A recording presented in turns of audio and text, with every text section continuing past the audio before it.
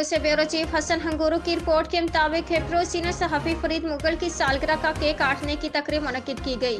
मैं अपने इन सहाफ़ी दोस्तों का नहायत शुक्रगुजार हूँ जिन्होंने मुझे इस काबिल समझा, मेरी खुशी अपनी समझी।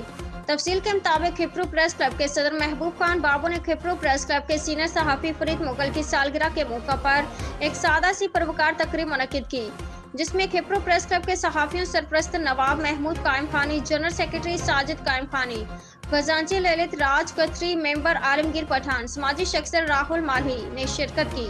इस मौके पर खिप्रो प्रेस क्लब के सदर महबूब खान बाबू की जानिब से केक और दीगर इंतजाम किया गया। केक काटने सब सहाफ़ी दोस्तों ने मिलकर काटा। इस मौके पर खिप्रो प्रेस क्लब के सीनियर सहाफ़ी फरीद मुगल ने कहा कि मैं नहायत ही शुक्रगुजार हूँ बाबू भाई का और अपने सहाफ़ी दोस्तों का जिन्होंने आज मेरी सालगिरह के दिन को याद रखा और मुझे सरप्राइज पार्टी दी। बाबू भाई ने कहा कि रमजान मुबारक की वजह से ये सालगिरह पार्टी मुख्तसर रखी है और हमारे सहाफ़ी दोस्त को भी सरप्राइज देना था। आखिर में फरीद मुगल ने सब सहाफ़ी दोस्तों का शुक्रिया अदा किया।